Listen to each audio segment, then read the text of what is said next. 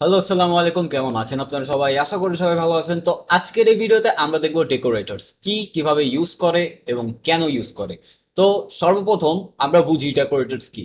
Decorators হচ্ছে এমন একটি পাইথনের ফিচার যেটি সুপার চার্জ করে আমাদের নর্মাল যেই ফাংশন থাকে সেগুলোকে। আমরা ডেকোরেটরস দ্বারা আমাদের প্রিডিফাইন্ড কোনো ফাংশনের ওপর এক্সট্রা ফিচার অ্যাড করতে পারি, কিংবা ইম্পোর্ট করা কোনো ফাংশনের ওপর কিন্তু এক্সট্রা ফিচার বা সেটিকে আমরা মডিফাই করতে পারি অ্যাকচুয়াল যে ফাংশন সেটিকে কোনো রকম মডিফাই করা ছাড়া। তো ডেকোরেটর যে বিষয়টি, এটি নিয়ে অনেকেই কনফিউশনে থাকেন। অনেক সময় দেখা যায় যে বোঝার পরও এটি ভুলে যান বা কনফিউশন থেকে যায় যে ডেকোরেটর বিষয়টি নিয়ে অনেকে অনেক টাফ মনে করেন। আমি গ্যারান্টি দিয়ে বলতে পারি, আপনি যদি একটু মনোযোগ দিয়ে আমার এই ভিডিওটি দেখেন তাহলে আপনার আর এই সম্বন্ধে কোনো সন্দেহ থাকবে না, কারণ আমি যতটা সহজে বোঝানো সম্ভব ততটা সহজে বোঝাবো যাতে আপনারা একদম বিটস এন্ড বাইটস সব বুঝেন। তো ধরুন, আমরা ডেকোরেটরস বোঝার জন্য আমরা একটি ফাংশন বানাবো। সর্বপ্রথম আমি একটি ফাংশন বানাবো, নাম দিব এটিকে আমি গ্রিড।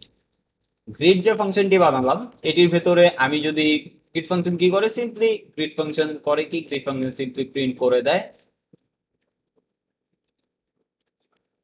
হ্যালো দেয়ার, হ্যালো দেয়ার। তো এটি হচ্ছে কাজ গ্রিড ফাংশনে। গ্রিড ফাংশন যখনই কল করা হবে তখন কিন্তু এই হ্যালো দেয়ারটি আসবে। এখন ধরুন আমি চাচ্ছি যে এই হ্যালো দেয়ার যে প্রিন্টটি যে করবে, এটির মধ্যে কোনো এক্সট্রা টেক্সট অ্যাড করতে বা এক্সট্রা কোনো ফিচার অ্যাড করতে, বা যে কোনো এক্সট্রা টেক্সটই আমি ধরে নিচ্ছি আপাতত বোঝার সুবিধার্থে। কিন্তু আমি চাচ্ছি না যে আমার যে এই ফাংশন যেটি আছে এটির মধ্যে কিন্তু আমি সরাসরি চাচ্ছি না যে এখানে আরেকটি প্রিন্ট দিয়ে আমি অন্য কিছু লিখবো বা এটির ভেতরে। আমি চাচ্ছি যে এটা আনটাচেবল থাক, আমি এটির মধ্যে এক্সট্রা কোনো ফিচার অ্যাড করব কি বাহির থেকে, এটিকে কোনো রকম মডিফাই করা ছাড়া আমি কিভাবে বাইরে থেকে সেটি করতে পারবো। সেখানেই কিন্তু কাজে আসে কি আমাদের ডেকোরেটরস। তো ডেকোরেটরস হচ্ছে এমন একটি ফিচার যেটি সুপার চার্জ করে আমাদের এই নর্মাল যে ফাংশন থাকে সেগুলোকে। তো চলুন একটু অ্যাকশনে দেখি। তো ডেকোরেটরস বিল্ড করতে হলে আমাদের যা করতে হয়, আমাদের নেস্টেড ফাংশন কিন্তু একটি বানাতে হবে। আমরা একটি ডেকোরেটরস বানাবো এখন। আমি এটির নাম দিয়ে দিচ্ছি ডেভ, এবং আমি এটির নাম দিয়ে দিচ্ছি ডেক 1। ডেক 1 দিয়ে আমি এটিকে ডিফাইন করব। এটি করার পর আমাদের নেস্টেড ফাংশন বানাতে হবে। এই ফাংশনের ভেতর আমাদের আরেকটি ফাংশন বানাতে হবে র্যাপার। আমি এখানে আরেকটি ফাংশন বানাবো ডেভ, আমি এটির নাম দিয়ে দিচ্ছি র্যাপার, যেটি মূলত আমাদের রিটার্ন করবে আমাদের আউটপুটটি। এবং যখন আমি ডেক 1 এখানে লিখবো, এটার ভেতরে আমাকে পাস করতে হবে ফাংক বা ফাংশন। আমি এটার ভেতরে সরাসরি ফাংশন পাস করব। তো এখানে এরপর আমি কি করব, আমি এখানে সিম্পলি যখন আমি এই র্যাপারটিকে কল করলাম, আমি এখানে প্রিন্ট দিয়ে দিব যে, আমি এখানে প্রিন্ট দিয়ে দিব, ধরুন আমি দিয়ে দিচ্ছি কতগুলো স্টার, কতগুলো স্টার দিয়ে দিলাম। এবং আমি নিচে কি করলাম, এখানে আমি কল করে দিব আমাদের ফাংককে। যদি কনফিউশন থাকে চিন্তার কিছু নেই, আমি পুরোটা কিন্তু এক্সপ্লেইন করব। আমি ফাংক দিয়ে দিলাম এবং আমি এখানে আবার প্রিন্ট করব অনেকগুলো স্টার। তো যেমনটি আপনারা দেখতে পাচ্ছেন, আমি কি করলাম, এখানে একটি র্যাপার ফাংশন বানালাম। এরপর এবং পরবর্তীতে আমাদের কি করতে হবে, এখানে আমাদের করে দিতে হবে রিটার্ন। আমাদের এখানে রিটার্ন করে দিতে হবে যেই র্যাপার থাকবে সেটাকে, র্যাপার। আমাদের কাজ শেষ। এখন আমি যদি ডেকোরেটরস ইউজ করি এই ফাংশনের ওপর, তাহলে সেটা আমাকে কিভাবে করতে হবে।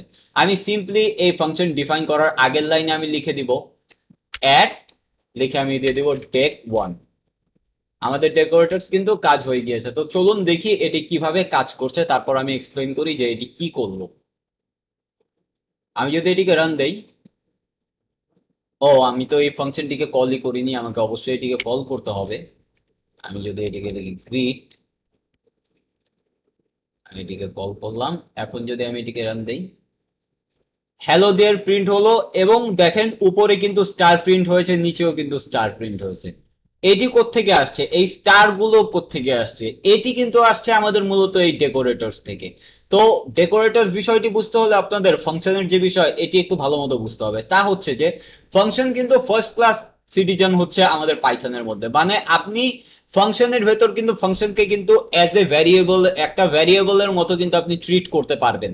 যেমনটি আপনি দেখতে পাচ্ছেন যে এখানে আমি ডেক ওয়ান নামের যে ডেকোরেটরসটি আমি বানিয়েছি, এটির ভেতরে কি আমি আরেকটি ফাংশনকে কিন্তু পাস করেছি। এবং এই ফাংশনটি কোনটি? এই ফাংশন হচ্ছে এটি। যখন আমি এইভাবে লিখি অ্যাট এবং সেই ডেকোরেটরের নাম, ডেকোরেটর কিন্তু এইটাকে এই যে এই ফাংশনটা হিসাবে নিয়ে নিল। এটাকে নেওয়ার পর কি করলাম, আমি এটার ভেতরে একটি র্যাপার ফাংশন অ্যাড করলাম। র্যাপার ফাংশন কি করবে? আমার মূল কাজটি করবে। তো র্যাপার ফাংশনের ভেতর আমি কি করলাম এই বিষয়টি একটু বুঝেন। আমি প্রিন্ট দিলাম কিছু স্টার, এই স্টার, এবং পরবর্তীতে আমি এই ফাংশনটিকে কল করে দিলাম। এই ফাংশন মানে কি? এটি কোনটি এর আগে? অবশ্যই এটি এই গ্রিটের আগে। তো এখানে কিন্তু এই গ্রিডকে আমি কল করে দিলাম এই ফাংশনে। তো এই যে যখন আমি এটিকে কল করলাম, তারপর কিন্তু আমি আবার প্রিন্ট দিয়ে দিলাম এবং রিটার্ন করে দিলাম। আমাদের ডেক ওয়ান কি রিটার্ন করতেছে? সরাসরি আমাদের যে র্যাপার ফাংশন আছে সেটিকে কিন্তু রিটার্ন করতেছে। এবং যখনই এটি রিটার্ন করলো, আমি যখনই গ্রিড চালালাম, গ্রিডের উপরে কি আছে? এই ডেকোরেটরটি। এবং সিম্পলি কিন্তু এখানে প্রিন্ট করে দিচ্ছে এই যে স্টার সহ। আমি এখানে অন্য কিছু লিখতে পারি। আহ, আমি যদি এখানে লিখি সেম সবই হবে, এন্ড স্টার্ট। আমার ইচ্ছা আমি কি লিখবো, স্টার্ট। আমি আবার যদি রান দেই, দেখতে পাচ্ছেন স্টার্ট এবং এন্ড। মাঝখানে কি হলো? এই যে এই ফাংশনটি কল হলো। এটি কেন হলো? এই যে এখানে কিন্তু পাস করা হয়েছে এই ফাঙ্ক ওয়ান, এই ফাঙ্ক যেটা, এবং এই ফাঙ্কের যে ডেকোরেটর, যে ডেক ওয়ান যে ডেকোরেটর আছে, এটি কিন্তু রান করছে এই গ্রিডের উপর। তো সেম ভাবে আমি কিন্তু এই ডেকোরেটরটাকে অন্য ফাংশনের উপর ইউজ করতে পারবো। আমি ধরুন আমি আরেকটি ফাংশন যদি এখানে বানাই, ডেফ, আমি যদি লিখি would be, এটি কি করবে? এটি সিম্পলি প্রিন্ট করবে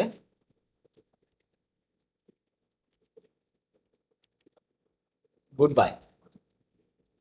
তো এখন যদি আমি এই গুড বি কে কল করি এখানে, আমি যদি এটিকে কল করি এখানে এবং আমি যদি এটিকে রান দেই, আমি এই গ্রিড কে আমি কমেন্ট আউট করে দিচ্ছি। এখানে গুড বাই কিন্তু প্রিন্ট হচ্ছে। আমি এখন যদি এখানে সিম্পলি দিয়ে দেই অ্যাট ডেক ওয়ান, আমি এখন যদি আবার রান দেই, দেখতে পাচ্ছেন কত সুন্দরভাবে এই ডেকোরেটরটা কিন্তু আমাদের এই যে গুড বি যে ফাংশন আছে এটির উপরে কিন্তু কাজ করছে। তো এটি হচ্ছে মূলত ডেকোরেটরস এর পাওয়ার, যে আপনি বিশেষ কোনো ফাংশন বিষয় আপনি মডিফাই করতে পারেন আপনার যে কোনো ফাংশনকে, ফাংশনের মূল কোডকে টাচ না করেই। এবং সেম ভাবে আপনি যেমনটি দেখতে পাচ্ছেন যে আমি এভাবে স্টার দিলাম, এটা আপনি বলতে পারেন কাইন্ড অফ ডেকোরেশন বলতে পারেন। আমি এটা কিন্তু আমি কোনো, এটা কোনো ইয়া হয় না যে আমি একটি দুইটি 100 200 ফাংশন থাকলেও আমি কিন্তু জাস্ট সিম্পলি লিখে দিব ডেক ওয়ান, আমার কিন্তু কাজ হয়ে যাবে। এর পরবর্তী ভিডিওতে এখনো যদি আপনাদের কোনো কনফিউশন থাকে তাদের জন্য আমি বলে দিচ্ছি যে অনেকেই এখন বলতে পারেন যে আমি ডেকোরেটর কেন ইউজ করব, আমি সিম্পলি এটার উপরে লিখে দিব প্রিন্ট লিখে আমি স্টার লিখে দিব, এরপর আমি প্রিন্ট লিখে স্টার লিখে দিব, তাহলে তো আমার এক লাইনেই 3 লাইনেই কোড হয়ে যাচ্ছে। আমি কেন এই এতগুলো কোড লিখতে যাবো? আমি ডেকোরেটর বানাবো, র্যাপার বানাবো কেন? তো এই বিষয়টি আমি অলরেডি এক্সপ্লেইন করেছি যে আপনি ডেকোরেটর একবার বানিয়ে নিলে কিন্তু আপনি পরবর্তীতে অনেকগুলো ফাংশনের উপর সেটিকে অ্যাপ্লাই করতে পারছেন, বা আপনি আপনার নিড অ্যাকর্ডিং কিন্তু সেই জিনিসটাকে, সেই প্রোগ্রামটাকে এক্সিকিউট করতে পারছেন। কিন্তু আপনি যদি এভাবে করেন তাহলে কিন্তু এটা হার্ডলি কোডেড হয়ে যাবে। ধরুন আমি আরেকটি সহজ এক্সাম্পল দিই। ধরুন আপনি কোনো প্রজেক্টে কাজ করছেন যেটির মধ্যে এরকম আছে যে একটি ফাংশন রান হবে তখনই যখন সেই যে ইউজার থাকবে সে অথেন্টিকেটেড থাকে। সেই যদি তার log in password user name সব ঠিকঠাক থাকে তাহলেই কিন্তু সেই ফাংশনটি রান করবে। তখন কিন্তু আপনি একটি ডেকোরেটর বানিয়ে নিতে পারেন, যে যেটা কি চেক করবে, সেটা অথেন্টিকেশন চেক করবে, এবং পরবর্তীতে আপনি সেই ফাংশনের উপর যেটার মধ্যে বাধ্যতামূলক অথেন্টিকেটেড হওয়া, সেটার উপর আপনি সিম্পলি সেই ডেকোরেটরের নেমটি লিখে দিলে কিন্তু সেটি হয়ে যাবে। তো মূলত এই ছিল ডেকোরেটর। এর পরবর্তী ভিডিওতে আমি ডেকোরেটরের একটি স্পেশাল ইউজ কেস দেখাবো যেটা আমি পার্সোনালি অনেকবার ইউজ করেছি, এবং হয়তো সেই এক্সাম্পলে আপনারা ডেকোরেটরটাকে আরো ভালোভাবে বুঝতে পারবেন। তো আজকের জন্য এই ছিল। ভিডিওটি যদি ভালো লাগে তাহলে অবশ্যই লাইক বাটনে প্রেস করবেন, আর যদি চ্যানেলটি নতুন হয়ে থাকেন অবশ্যই সাবস্ক্রাইব করবেন। দেখা হচ্ছে নেক্সট ভিডিওতে, ততক্ষণ অবধি আল্লাহ হাফেজ।